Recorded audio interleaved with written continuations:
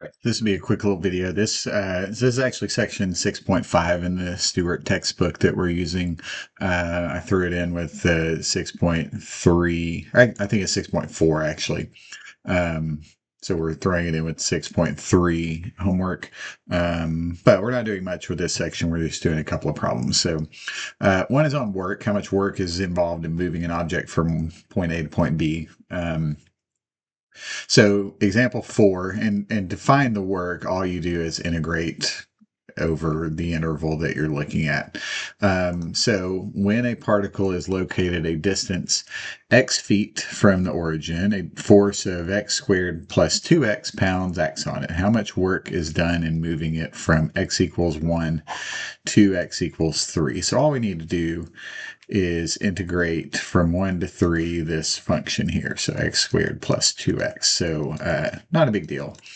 So we integrate that, we get 1/3 x cubed plus x squared, and we're going to evaluate that from 1 to 3. So 1/3 times 3 cubed gives us 9.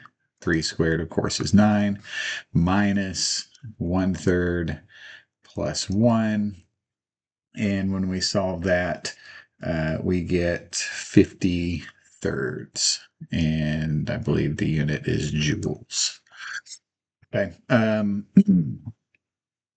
So easy enough. Now let's look at Hooke's law, and that'll be the last thing. So just a quick little video here. So the force required to maintain a spring stretched x units beyond its natural length is proportional to x. And so we have f of x equals k times x, where k is a positive constant called the spring constant. So we have a force of 40 newtons is required to hold a spring that has been stretched from its natural length of 10 centimeters to a length of 15 centimeters. How much work is done in stretching the spring from 15 to 18? So 5 centimeters, which is the distance here, 10 to 15, is 0.05 meters. So we need to work in meters here.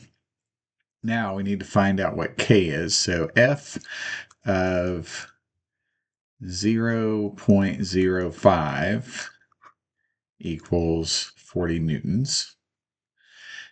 So that means that k times 0.05 equals 40. Now this is the times. It's not the function k. It's just the constant k times 0.05.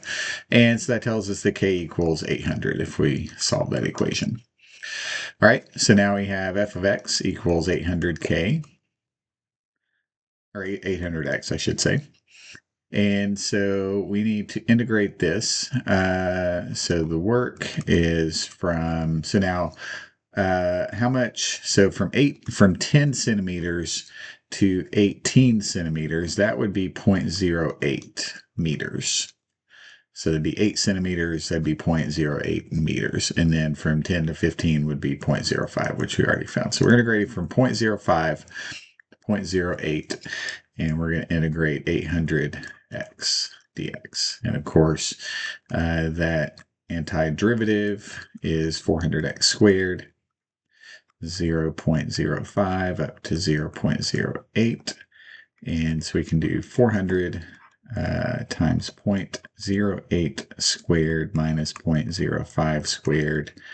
And let's see what we get. 1.56. All right, so just a couple little problems. I think these are the only two that show up on the homework, so not a big deal. But we'll cover these here. So if you have any questions, you can let me know.